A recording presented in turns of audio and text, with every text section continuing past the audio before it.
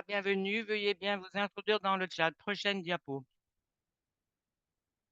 Bienvenue à nouveau à notre nouveau webinaire qui se concentre sur le climat pour marquer la journée du monde. L'outil des nouveau-nés est multi-pays, multilingue. Nous avons eu 55 000 utilisateurs uniques en 2024 de 170 pays et nous avons aussi beaucoup de travailleurs multilingues qui sont liés sur cette plateforme. Nous avons 1000 outils en 11 langues, du contenu technique en français, les communautés liées de pratiques en anglais et en français pour mener le changement qui ne peut pas être fait sans un travail en commun. La bienvenue à nouveau à la série de séminaires d'apprentissage, de mise en œuvre. Aujourd'hui, nous voulons parler de lutter pour notre avenir, les risques climatiques, réalités et réponses pour les nouveaux-nés. Nous sommes ravis de vous accueillir parmi nous. Ce sera un webinaire dynamique et informatif. Nous allons parler de ce sujet très intéressant avec une liste dynamique d'orateurs. Sur la diapo, nous avons à présent, nous avons un bulletin de nouvelles à votre disposition en français et vous pouvez vous joindre à nous sur les médias sociaux Blue Sky, Twitter, LinkedIn et Facebook. Ce webinaire est interprété en français et je vous encourage à partager ceci avec votre communauté française dans l'espace du travail pour les nouveau-nés. Pour les webinaires à venir, nous avons des nouvelles intéressantes cette année. Le 13 mai, nous avons le jour des soins de mère kangourou que nous allons parler de la durée, de la nutrition et des données qui sont importantes. Nous vous demandons de l'inscrire sur vos calendriers. Et le 17 juin, nous allons explorer d'autres sujets tels que les données des nouveau-nés. Pour signaler que notre webinaire est traduit en français, donc vous êtes les bienvenus à vous joindre à notre communauté, tous les membres francophones. Je suis votre modératrice pour aujourd'hui. Je m'appelle Dr Mbozu Sipalo. Je suis une clinicienne zambienne dans l'espace de la santé des nouveau-nés et co-modératrice du podcast néonatal mondial qui unit et partage des euh, réflexions sur la santé et la situation des nouveau-nés. Je vous invite à aller voir notre podcast. Veuillez afficher vos commentaires et questions dans la section foire aux réponses de notre webinaire. À nouveau, tous nos remerciements. Veuillez bien vous introduire dans le chat. Prochaine diapo. Vous le voyez sur les diapos, nous avons un groupe fantastique d'orateurs qui vont partager des réflexions profondes sur le changement climatique dans l'espace des nouveau-nés. Nous savons que les climats peuvent avoir un effet détrimental sur les nouveau-nés et les femmes enceintes. Donc, tous les orateurs vont partager le travail à ce niveau. Prochaine diapo, Dr Étienne Langlois, c'est le directeur d'équipe de preuves et de connaissances de PMNCH et pour l'OMS.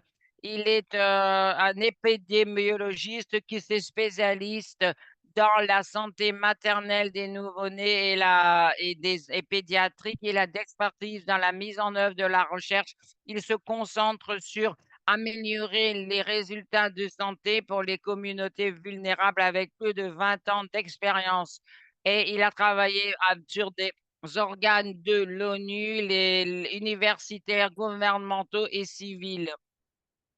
La bienvenue sur le plateau, cher docteur, et pour partager vos connaissances sur l'espace des nouveau-nés. Vous avez le micro, cher docteur. Merci beaucoup, Mbobo. Je suis heureux d'être d'être vous. Là, mes félicitations à tous les membres de la communauté. Je veux commencer par l'image que nous regardons actuellement sur l'arrière-pensée au Burkina Faso, où j'ai pu travailler depuis longtemps. À Burkina, les communautés vulnérables se battent avec une grande variété de grands défis et de conflits actifs qui se développent. Euh, c'est vraiment quelque chose. Ils se battent contre la pauvreté, l'accès à l'eau, la qualité de la nutrition et en plus, le Burkina est un membre de l'Afrique de l'Ouest et il signale des, des températures de plus en plus élevées, souvent plus de 45 degrés Celsius pendant la saison des chaleurs. Donc, pour les populations vulnérables, le changement climatique, c'est une vie au jour le jour et ça a un impact sur le bien-être de la communauté entière. C'est ce que nous allons examiner aujourd'hui. Prochaine diapo. Il y a vraiment des preuves de l'impact du changement climatique sur tout le cours de la vie, à toutes les étapes. Et qu'est-ce que le changement climatique? Il y a les dangers liés au climat, les températures l'élèvement, les désastres, les inondations, les incendies. C'est un risque au jour le jour. Il y a un nombre croissant de désastres et d'événements liés au climat. Il y a aussi le problème de la pollution de l'air et des défis tels que la montée des niveaux de la mer. Nous documentons l'échelle et l'envergure de ce problème au quotidien. Il y a aussi l'impact direct du changement climatique et nous voyons l'augmentation des maladies infectieuses, le paludisme et autres maladies qui ont un impact direct sur la santé des nouveau-nés. Il y a aussi d'autres impacts tels que interruption des grands services d'importants. Donc, nous voyons vraiment l'impact du changement climatique à tous les niveaux. Il y en a aussi un impact sur les femmes qui allaitent et qui sont enceintes dû à tout ceci. Prochaine diapo. Si nous regardons premièrement la chaleur et l'impact sur la santé des nouveau-nés, il y a vraiment un volume de preuves à ce niveau qui ne fait qu'augmenter concernant l'impact sur la santé des nouveau-nés. Nous voyons la table que nous voyons résume l'association entre la chaleur et la santé des nouveau-nés. Celui qui est le plus documenté, c'est l'impact euh, sur les naissances prématurées. Il y a 16% d'augmentation à ce niveau. Il y a, il y a beaucoup d'études ont été signalées sur une association liée aux doses avec des niveaux accrus de température et des durées plus longues d'exposition à la chaleur et les inégalités, l'effet plus élevé pour les femmes qui sont dans l'état socio-économique le plus bas. Les morts-nés, il y a 8 revues systématiques et une analyse méta 1,24 chances plus élevé, à savoir 1,12 à 1,36. On regarde maintenant la pollution de l'air. C'est un problème important. Donc, nous avons le plus grand vecteur de changement climatique. C'est la pollution de l'air et l'exposition à des particules qui ont un impact sur la santé des nouveau-nés. Et vous voyez les nés prématurés font l'objet d'enquêtes, mais aussi le poids à la naissance très bas et l'association aux anomalies congénitales.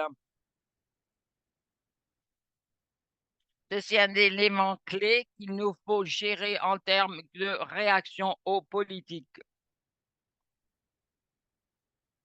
Si vous regardez certains des parcours de cause, vous voyez qu'on bâtit ceci. N- Nous avons des parcours liés au flux sanguin et à les réponses de l'inflammation, le stress oxydatif, et ceci a un impact sur les résultats et sur la morbidité. J'ai mentionné certains des événements météorologiques extrêmes et l'impact sur la santé des nouveau-nés, les inondations et les incendies. Et quand on regarde les désastres, euh, le stress maternel lié au désastre qui ont un impact sur les résultats de santé pour les nouveau-nés. Et il y a aussi des impacts sur les nés après terme et la détresse fétale et une perturbation sur les pratiques de l'alimentation, manque de confidentialité, d'espace privé, le stress, l'épuisement, et ceci a un impact sur l'allaitement et la durabilité de l'allaitement. Maintenant, nous avons des solutions de climat sur l'impact des changements climatiques sur les résultats de santé des nouveau-nés. J'aimerais me concentrer maintenant et argumenter sur les solutions. Il y a un besoin de pousser une réponse des politiques et nous avons les arguments en termes d'impact sur la santé des nouveau-nés. Maintenant, il nous faut partager les solutions et les approches basées sur les preuves. La partie des solutions, c'est l'atténuation et il faut avoir un ordre du jour d'atténuation, réduction des fossiles de, de carbone et les solutions à ce niveau. Donc, c'est la transition vers l'énergie renouvelable. Et nous allons un peu à rebours dans cet espace. Et bien sûr, les combustibles fossiles et les subsidiaires de combustibles fossiles, c'est aussi toujours un problème dont on parle aux conférences des partis avec beaucoup de subventions dans ce secteur qui a un grand impact sur les nouvelles. La question, c'est comment réduire la pollution de l'air et mobiliser plus d'efforts et de ressources autour de l'atténuation de ce phénomène. L'autre côté de l'affaire, c'est qu'il faut nous assurer que nous avons aussi des mesures pour la santé des nouveau-nés et qu'ils fassent partie du flux principal du militantisme à ce niveau et qui fasse partie de la défense de ces droits.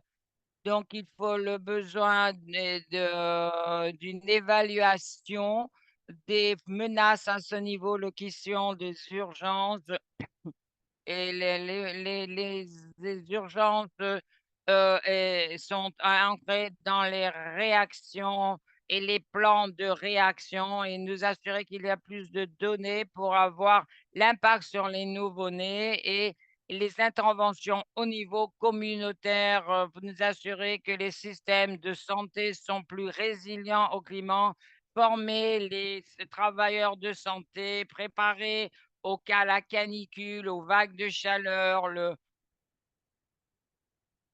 et des problèmes autour des programmes de contrôle de vecteurs et de prévention de maladies infectieuses et soutenir les communautés pour assurer qu'il y a un engagement et une chefferie communautaire et beaucoup d'intervention basée sur les communautés.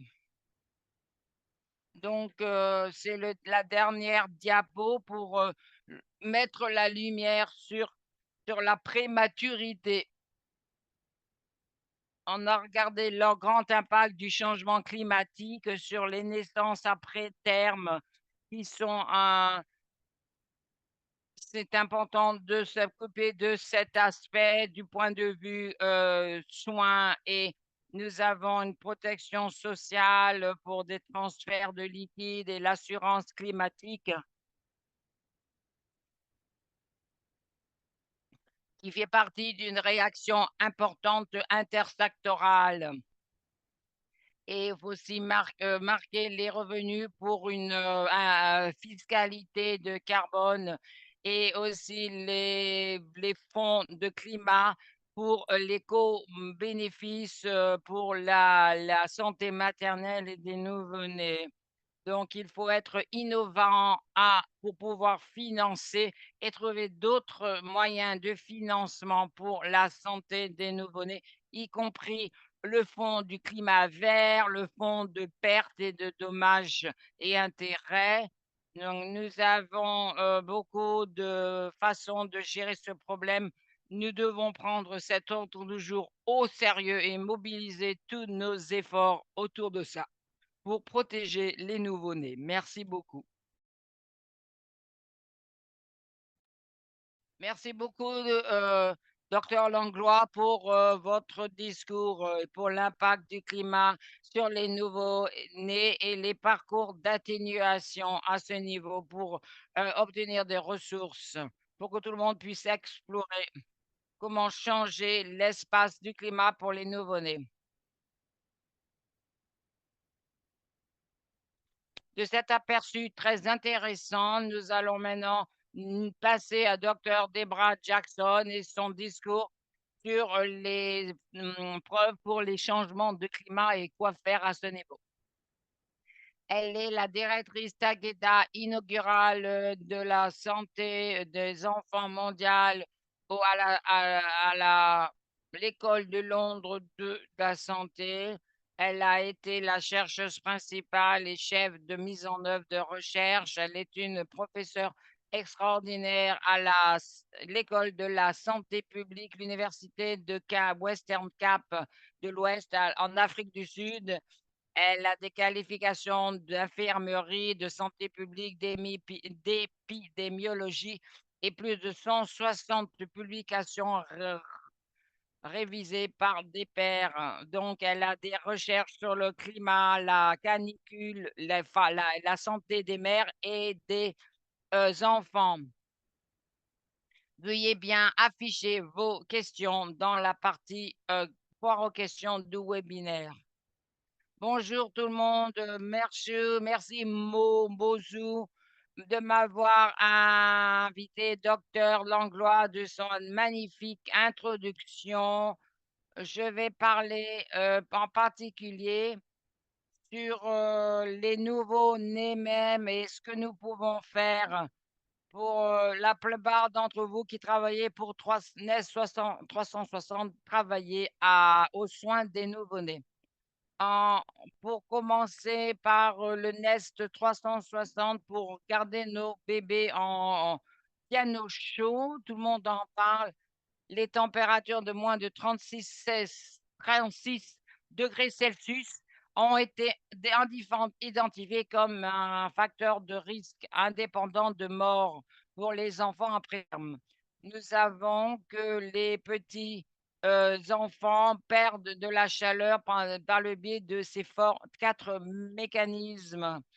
Comme docteur Langlois l'a dit, le monde se réchauffe. Donc, nous nous soucions toujours de protéger nos enfants du froid, mais et s'il a trop chaud au vu du changement climatique. Voici un papier de Britt Nakstad de 2022 pour savoir comment est-ce que le changement climatique pourrait avoir des effets négatifs et menacer le progrès de la santé néonatale dans la région africaine.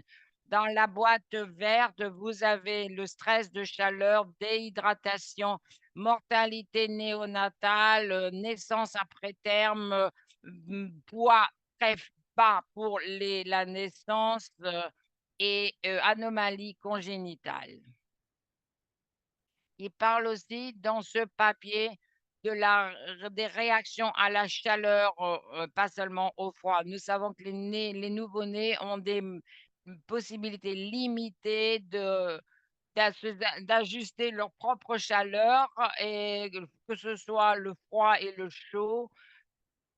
Et nous voyons que dans la recherche, euh, quand il fait chaud, même des petits changements de température corporelle pourront accroître le risque de mortalité néonatale.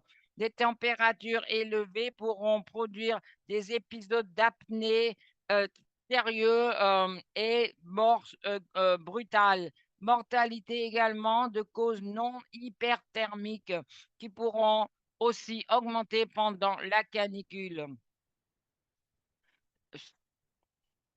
Ici, il semblerait avoir d'autres impacts à part le stress lié à la chaleur.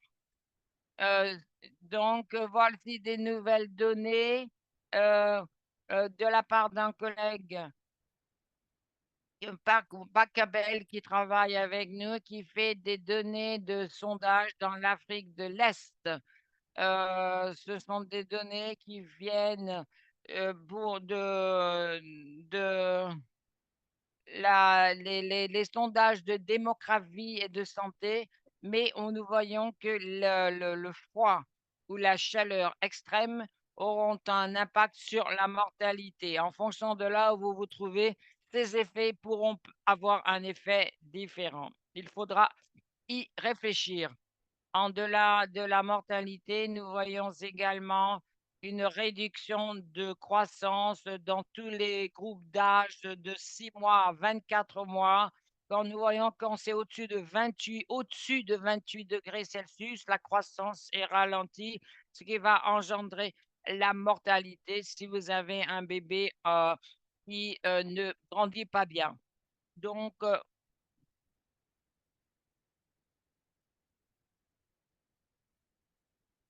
j'ai trouvé ce papier pas seulement historique, c'est 2012, mais 2012, en 2012, nous ne parlions pas encore du changement climatique, de la chaleur comme nous le faisons actuellement.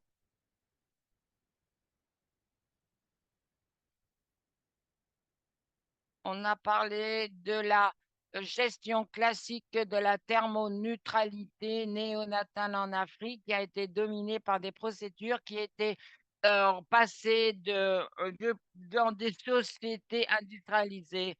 euh, Nest 360 a un très bon avantage passe la technologie en Afrique. Quand on y réfléchit et à l'environnement micro des nouveau-nés, nous devons commencer à le modifier quand on pense aux changements climatiques régionaux et avec des températures en intérieur qui dépassent 40 degrés Celsius. J'ai J'ai pensé que c'était intéressant dans son algorithme qu'il a inclus surveiller à la fois les températures élevées et basses en ce qui concerne les nouveau-nés. Que faire? C'est une mesure d'équilibre. Nous savons que le froid est nocif aux nouveau-nés et maintenant il faut réaliser que la chaleur est également nocive pour les petits nouveau-nés. Nous avons recommandé une température corporelle qui doit être maintenue entre 36,5 et 37,5 degrés. Et il faut avoir dans la salle d'urgence des nouveau-nés, entre 22 et 26 degrés Celsius. Si vous êtes dans un service de maternité qui a 80% d'humidité et où il fait trop chaud, vous avez un problème. Si vous n'êtes pas dans un espace contrôlé au niveau thermique, il faut faire attention pour protéger les bébés. Donc, il faut faire attention à la fois au froid et au chaud, ce qui est un peu nouveau pour tout le monde. Donc, dans la zone d'urgence, de la salle d'urgence des nouveau-nés qui est contrôlée thermique, niveau thermique, il faut faire attention à la fois à la chaleur et au froid. Je me soucie plutôt des nouveau-nés en bonne santé et même malades quand l'environnement n'est pas contrôlé au niveau thermique. Il faut savoir est-ce que l'environnement est froid ou chaud, est-ce qu'il fait humide dans la chambre.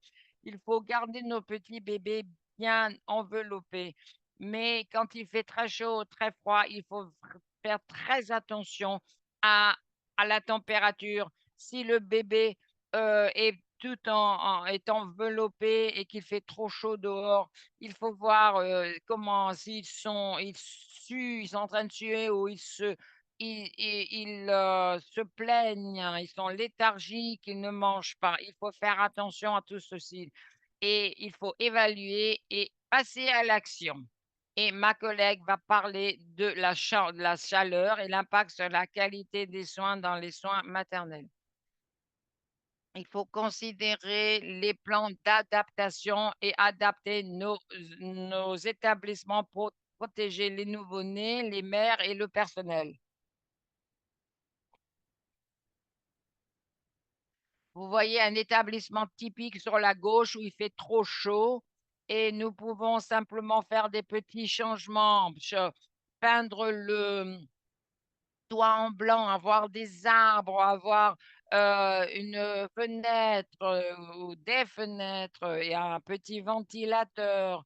Ce sont les choses qu'il nous faut faire dans nos centres de soins maternels et les services de maternité. Merci à tout le monde et les bailleurs de fonds et l'invitation de l'école de Londres. Veuillez bien aller voir notre site web pour en savoir plus à la fois en Europe et en Afrique. Je vous remercie. Merci, docteur Debra, de cet aperçu très intéressant pour les mesures d'adaptation dans les établissements de santé pour réduire la santé en intérieur et des bons points d'action pour le travail de la santé des nouveau-nés. Maintenant, nous allons passer à plus d'étapes d'action en regardant en écoutant le troisième discours d'un exemple de pays et l'impact de la chaleur. Nous avons Dr. Pascalia Mounier-Wende, qui est la chercheuse principale chez WITS RHI. Elle a de l'expertise en journalisme, médias, migration et formation de mal placement, recherche dans la gestion de programmes et dans travail à des équipes multidisciplinaires en Afrique, en Europe, au Royaume-Uni, aux États-Unis. Elle a un doctorat en système de santé et se concentre sur les populations vulnérables. Et elle est une spécialiste de communication et traduit des recherches très complexes. Euh, une recherche très dynamique qui va explorer les étapes actionnables. Merci beaucoup de ton introduction et merci beaucoup à les autres, mes collègues. Bonjour à tout le monde. Je vais travailler et vous parler de mes constatations sur la santé des nouveau-nés en Afrique du Sud, sur les indicateurs de chaleur, sur la chaleur mondiale. Prochaine diapo.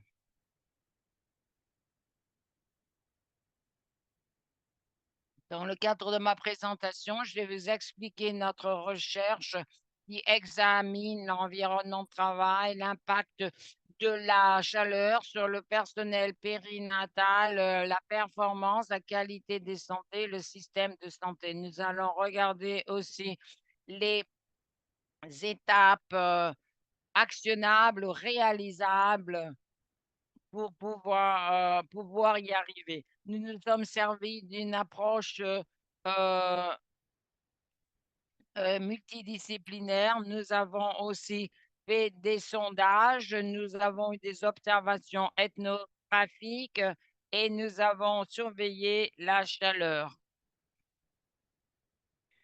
Ce que je présente ici, c'est simplement le sommet de l'iceberg.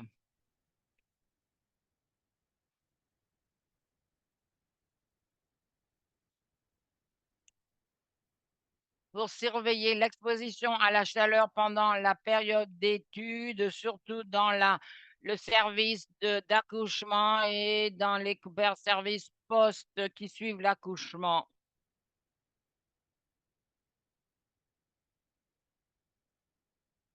En ce qui concerne la température et le mouvement de l'air dans les établissements de soins, nous avons trouvé dans nos sondages que 58% du personnel ont signalé que la température dans les cliniques et les hôpitaux régionaux était très chaude, chaude à très chaude.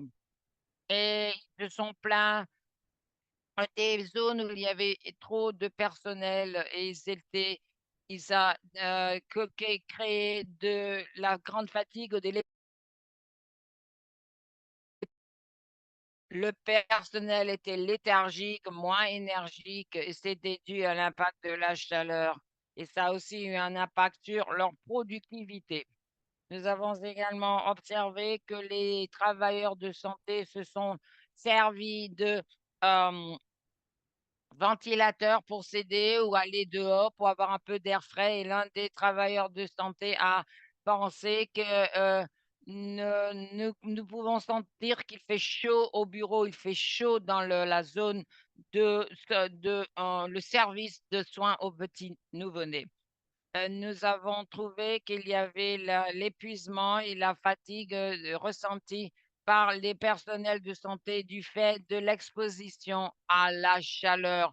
Les travailleurs se sentaient souvent épuisés et surmenés. L'un des personnels a dit, la chaleur me m'épuise et la chaleur m'épuise, ça a un impact sur la qualité des soins.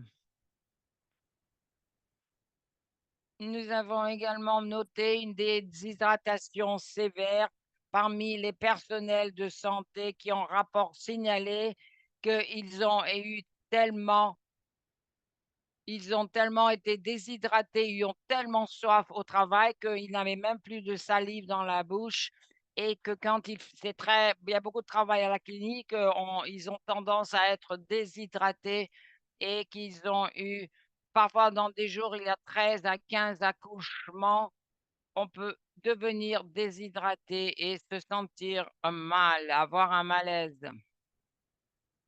Ils ne voulaient pas vraiment boire de l'eau, ça voulait dire qu'il devait prendre des pauses d'eau et qu'il fallait aller aux toilettes trop souvent et que ceci aurait un impact sur le flux du travail et sur le travail en équipe. Prochaine diapo.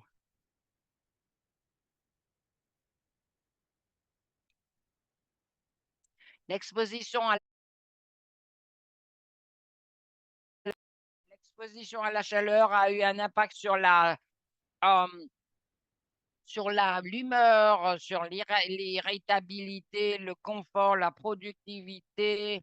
Par exemple, dans l'IDI, le travailleur de santé a dit, maintenant cette salle est trop chaude et j'ai de plus en plus chaud. Il est impossible de tolérer travailler avec cette chaleur. Prochaine diapo. Nous avons également noté que l'exposition à la santé a un impact sur la fonction cognitive et la qualité des soins du personnel de santé, du fait qu'ils avaient une grande pénurie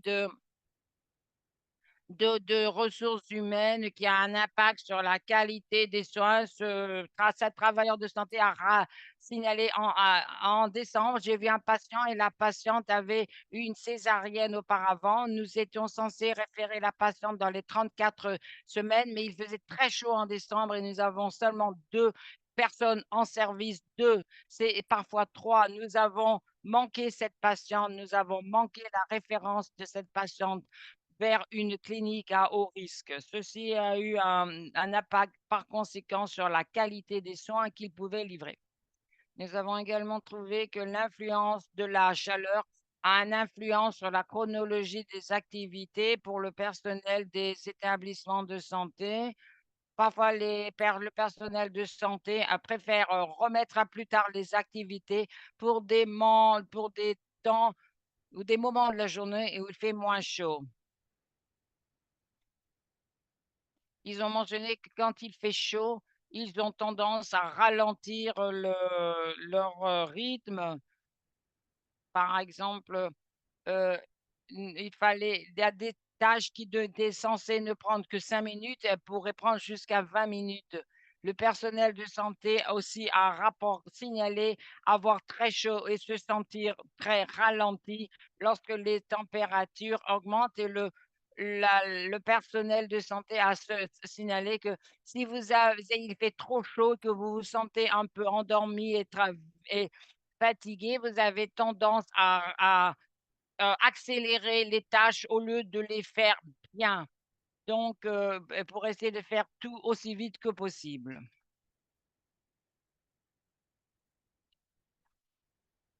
En ce qui concerne la communication, nous avons un sondage.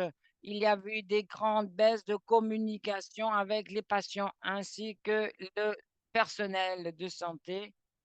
Et pendant la dernière vague de chaleur, la majorité du personnel de santé a signalé qu'il n'y avait pas une bonne communication entre eux-mêmes et les patients et les autres membres du personnel. Ce travailleur de santé a dit il avait moins de communication le matin. On vous demandiez des questions longues et vos questions devenaient de plus en plus courtes pendant cette période. Et quelqu'un d'autre a dit, quand je viens pour la troisième fois et je trouve la patiente qui fait la même chose, j'ai envie d'hurler. Ça, c'est ce que nous faisons. C'est ce que nous faisons. Donc, l'infirmière vient enseigner à la mère à comment allaiter le bébé. La mère n'a pas envie d'allaiter le bébé. Et du fait que l'a eu encore plus chaud d'allaiter et les infirmières qui, voilà, deviennent très, frustrées et finissent par, engueuler le patient pour ainsi dire. Donc, il faut, souligne, le niveau de stress que des travailleurs de santé du fait de l'exposition à la chaleur. Avant de parler aux actions réalisables, il faut, réaliser que l'espace et les impacts de la chaleur, nous avons trouvé qu'il y avait des facteurs qui peuvent influencer l'impact de la chaleur sur le personnel ainsi que la qualité des soins. J'ai mentionné plutôt que les pénuries de personnel et nous avons trouvé aussi la conception des bâtiments, des établissements de santé ne sont pas bons à ce niveau-là. Parfois, les fenêtres étaient trop hauts, elles n'étaient pas ouvertes, les ventilateurs ne travaillaient pas, certains établissements n'avaient même pas d'eau. Donc, tous ces problèmes contribuent à l'exposition à la chaleur. Donc, euh, ceci masque l'impact réel de la chaleur. C'est important que nous comprenions comment ceci peut nous aider à comprendre ce qui est nécessaire et pour faire face non seulement aux températures, mais l'environnement global et les problèmes de santé au sein des établissements de santé. Donc, gardons ceci en tête. Nous avons identifié dans le projet Horizon élevé certains projets, choses que nous voulons faire pour améliorer l'impact de l'exposition à la chaleur sur les travailleurs de santé, pour s'assurer que les travailleurs de santé ont accès en tout temps à de l'eau potable, améliorer la ventilation et mettre en œuvre des pauses prévu d'hydratation et de repos et éduquer les travailleurs de santé sur l'impact de stress, de chaleur et la production.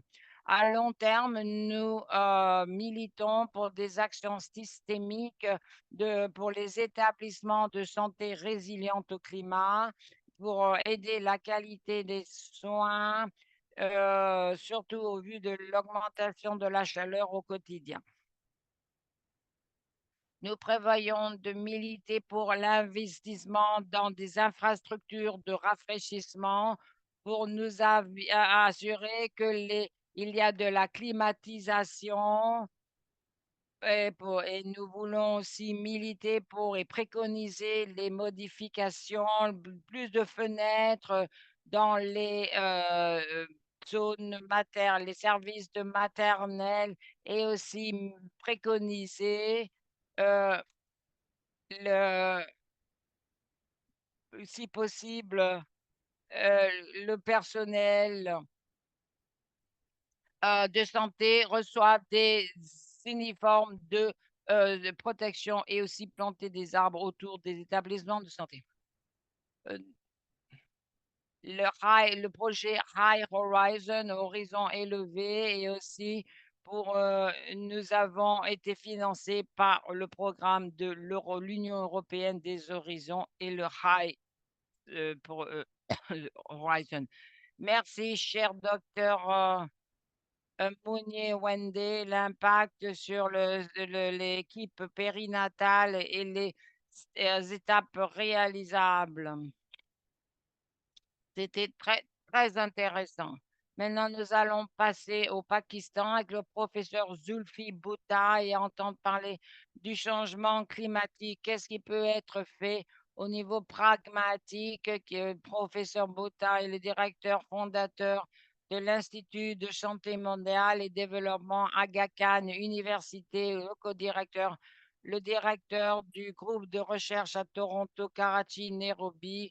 Il se concentre sur mettre à l'échelle les interventions communautaires basées sur les preuves et l'implémentation mondiale de la santé reproductive maternelle, nouveau-née, pédiatrique et adolescente. Merci, docteur. À vous le micro. Merci à vous et à mes collègues. Si vous pouvez regarder la façon dont le changement climatique a l'impact sur les enfants et les mères, il y a des impacts directs et indirects. Comme vous le voyez, on y a déjà fait allusion au climat, à l'air de qualité de l'air, mais ceci est aussi basé sur la dépravation sociale, les conditions sociales et qui a un impact sur les enfants et les femmes, sur les populations rurales. Tout ceci est très important en ce qui concerne la santé maternelle, développement et nutrition, parce qu'ils forment un continu. Ce qui est souvent oublié, c'est que l'impact n'est pas seulement lié au changement de température ou de canicule aiguë, c'est aussi basé il y a aussi des désastres qui sont impliqués. Et donc, je fais beaucoup de travail à ce niveau. Si vous regardez l'impact du climat et les résultats, ceci a déjà été discuté. L'exposition pendant la grossesse précoce ou en fin de grossesse, et c'est très important sur la croissance fœtale et le retard de la croissance fœtale qui auront un impact sur pendant la période de la première période de la vie.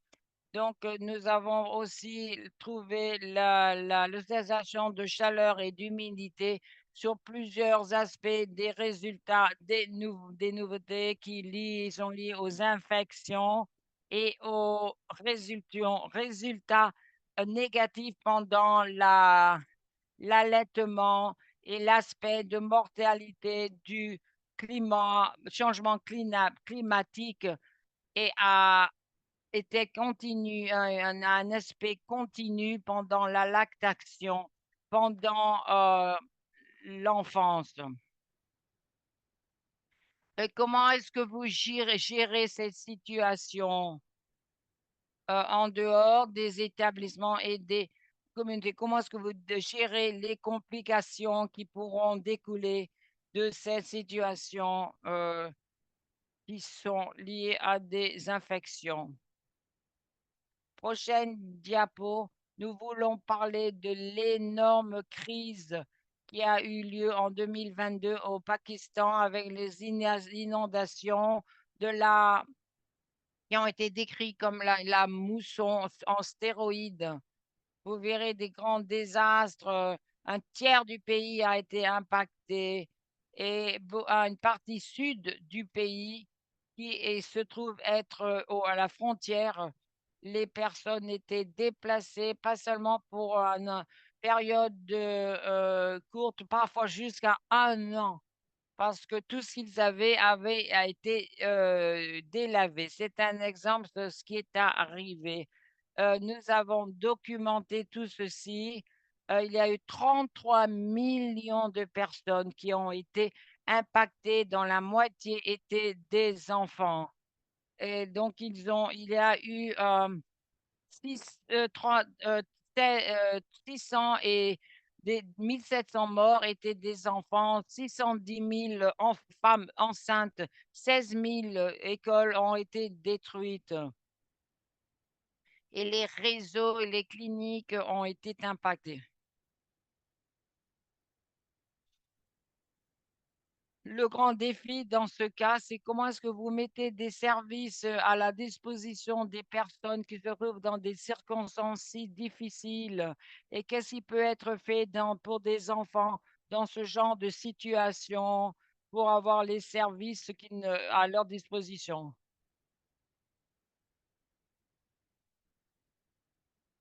Nous avons mis en œuvre un projet pour travailler avec la communauté sur la distribution et nous avons parlé de kits de, de naissance propre. Et nous avons fait une évaluation pour voir l'impact des kits accouchement propre et l'impact sur les communautés pour travailler au désordre où il y avait très peu de choses qui pouvaient être faites par le biais du système traditionnel. Par exemple, ces kits de naissance propre, et il y avait des produits standards et des produits dermatologiques qui étaient disponibles. Et cette association simple nous a permis, par le biais de la distribution communautaire, et nous nous sommes concentrés sur le réseau de communautés.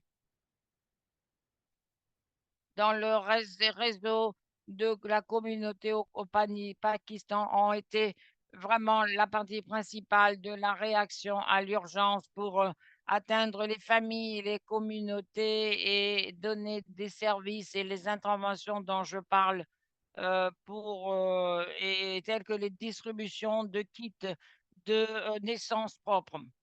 Les résultats principaux, puisque nous allons voir quels sont les impacts importants sur cette population qui n'est pas massive. Nous avons eu une grande réduction de mortalité périnatale. Nous avons eu, dans la zone d'intervention, nous avons regardé les infections et au sein de cette population, le taux d'infection ont beaucoup baissé pendant les zones d'intervention. Dans ma diapo de conclusion, Je veux vous dire en résumé que le changement climatique a beaucoup d'effets sur les femmes et les nouveau-nés vulnérables dans les pays à revenus faibles et moyens. Il y a un impact par des changements préexistants dont nous avons déjà parlé, qui ont affaire à beaucoup d'aspects tels que la santé mentale, l'équité des genres, la nutrition et les soins auprès des bébés à la naissance et après. Il y a des interventions qui ne dépendent pas de technologie, mais c'est impossible de donner de la climatisation dans cet environnement. Donc, bâtir des plateformes dans ce genre de situation fait partie de notre euh, recherche d'amélioration des conditions. Et dans notre prochaine étape, nous allons voir aussi comment l'appliquer dans les zones de conflit et de population déplacées. Je vous remercie de votre attention. J'accueille vos questions. Merci, cher professeur, de cette révision ou aperçu de ce qui se passe au Pakistan et sur comment atténuer les changements climatiques. Nous passons maintenant à la session de foire aux questions et Debra Jackson va animer la session. Merci beaucoup de ces discours magnifiques et de votre professeur Bouta. Nous avons une question. Veuillez bien mettre votre question dans la foire aux questions. Nous avons une question qui demande comment est-ce que nous pouvons mettre ceci en œuvre en dehors des établissements des nouveau-nés. J'ai parlé, je veux donner cette question à professeur Bouta parce que je sais qu'il a des problèmes au Pakistan pour gérer la canicule. Oui, il y a beaucoup de choses qui peuvent être faites pour s'adapter à la résilience par le biais d'innovation et sur comment réduire les dangers pour les femmes dans les innovations. Il y a des choses que les Mayens transforment, transporter les femmes ensemble de différents centres vers des établissements de santé où ils peuvent être accueillis, traités. Euh, donc, certaines de ces innovations, euh, euh,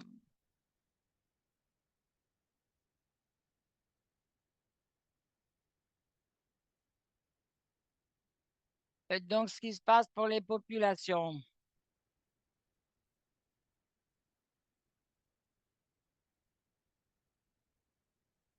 Donc,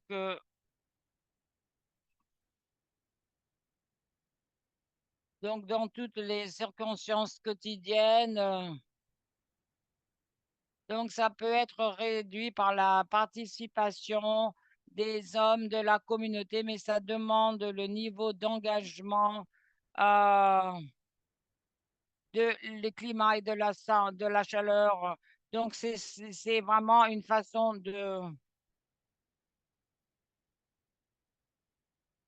euh, donc, il nous faut que regardions des interventions dans cette étape pour réduire les effets complémentaires de la canicule. Donc, où l'effet a été atténué par l'intervention nutritionnelle des femmes. Il nous faut savoir comment, savoir quels sont les effets contraires, mais il faut faire ceci à ce niveau-là.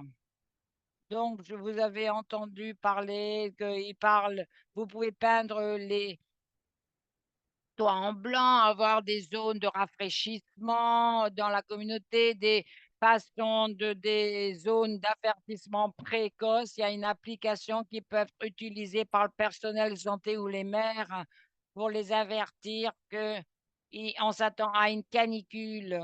Et il peut y avoir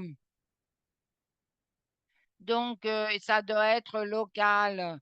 C'est différent au Pakistan, en Suède, en Afrique.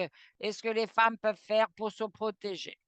Une autre question dans le chat, en fait, de Ami, qui a demandé comment comparer euh, les unités non standards, comment mesurer la chaleur en interne et en externe. Donc, c'est possible avec des coûts faibles de mesure. Vous voulez nous apprendre ce qui se passe au niveau des mesures en Afrique du Sud et dans les établissements? Oui, bon, Debra, merci beaucoup. Nous avons euh, systèmes de surveillance de chaleur en intérieur, en extérieur, et qui gèrent l'exposition à la chaleur et certains des résultats que nous avons de ceci se font l'objet d'analyses, mais nous avons vu que les niveaux d'exposition à la chaleur sont très élevés dans les établissements de chaleur, également chez les femmes. On a vu ce genre de travail.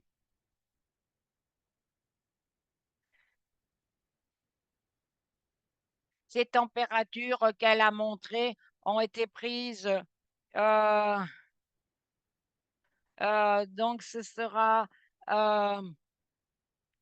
peut-être, il y avait même jusqu'à 30 degrés dans la zone néonatale.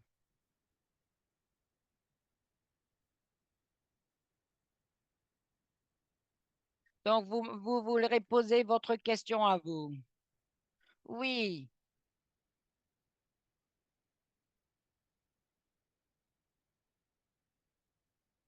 je veux, à tout le monde qui a présenté, je vais regarder ma question.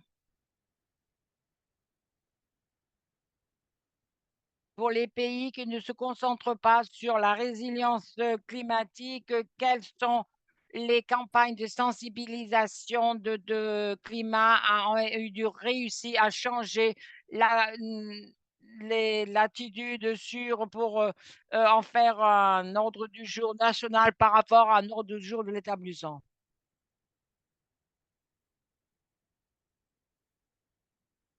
C'est très important. Euh, Donc, c'est important pour établir l'ordre du jour des politiques, pour comment est-ce que vous établissez et vous sensibilisez à ce niveau. Dans ce niveau, et vous avez besoin de documentation de l'impact, comme nous le faisons aujourd'hui, et s'assurer que ces preuves a une opportunité au niveau politique. Euh, donc vraiment, il faut mobiliser.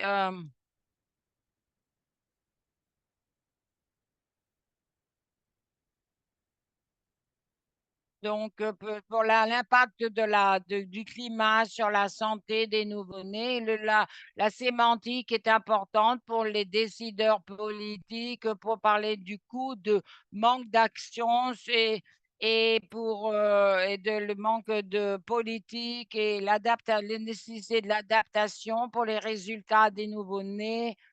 Euh, euh, c'est un problème au niveau des macroéconomies. Donc, nous commençons à défendre le cas de l'impact de la canicule.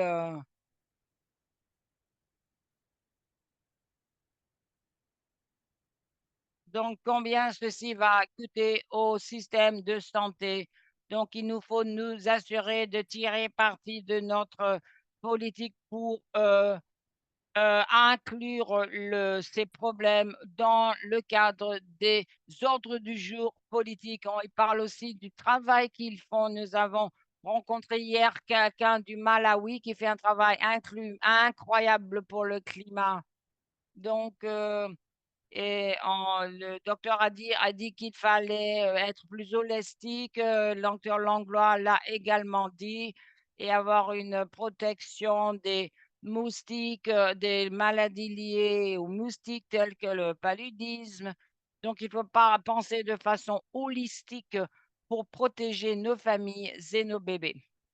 Il est 9 heures, heure de la côte Est aux États-Unis, à savoir 14 heures chez certains d'entre vous.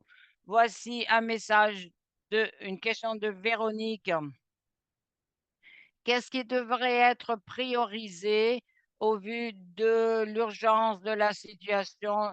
Nous n'avons pas de temps qui nous reste, mais peut-être que nous pouvons répondre ensemble. Merci de vos magnifiques présentations, questions et l'impact de la crise climatique sur les problèmes de lactation, et pouvoir avoir des stratégies pour la résilience et la sécurité alimentaire, et la capacité de réduire les émissions de combustibles fossiles. Merci beaucoup. Alors, vous voulez parler de l'un ou de deux de ces des sujets pour clôturer? Oui, je crois ce qui est nécessaire pour répondre à la question. Actuellement, le climat n'est pas intégré au sein de des politiques de santé maternelle. C'est un des grands problèmes que nous avons. Euh, Donc, deuxièmement, je pense qu'il faudrait souligner que les urgences liées au climat et liées à la résilience ne font pas partie de la stratégie de activités humanitaires. Quand vous regardez donc, nous pas perdons beaucoup d'opportunités à ce niveau. Troisièmement, dans le cadre de la réalité actuelle d'espace fiscal, de soutien en baisse radicale, et, et ce qui se passe au niveau de l'OMS, la réorganisation et l'amoindrissement des soins de santé pédiatrique, il nous faut trouver des meilleures façons de collaborer au niveau mondial avec des solutions pratiques pour cette crise existentielle. Donc, à cette étape, ce qu'il nous faut, et je félicite Nest 360 et le partenariat de l'UNICEF, s'il nous faut au moins entamer quelque chose sur lequel nous aurons plus de discussions. Comment est-ce que nous pouvons améliorer, innover et nous assurer que nous ne sommes pas paralysés par l'analyse, que nous trouvons des coûts incrémentaux dans presque toutes les circonstances, et beaucoup des déterminations sociales dont j'ai parlé, qui sont les mêmes. Mais la solution pourra demander des adaptations contextuelles qui pourront venir des circonstances locales et des gouvernements qui doivent travailler avec des ressources limitées. Merci beaucoup, cher professeur. Vos commentaires me rappellent de la conférence d'octobre avec des représentants de la CDC africaine qui ont dit on n'a pas beaucoup contribué à ce problème, mais il nous faut mener la voie pour le réparer. Et ceci m'a fait penser à cela. Je vous remercie tous et toutes, nos orateurs, nos participants, 360, d'avoir inclus le climat dans leur ordre du jour. Merci beaucoup à tous.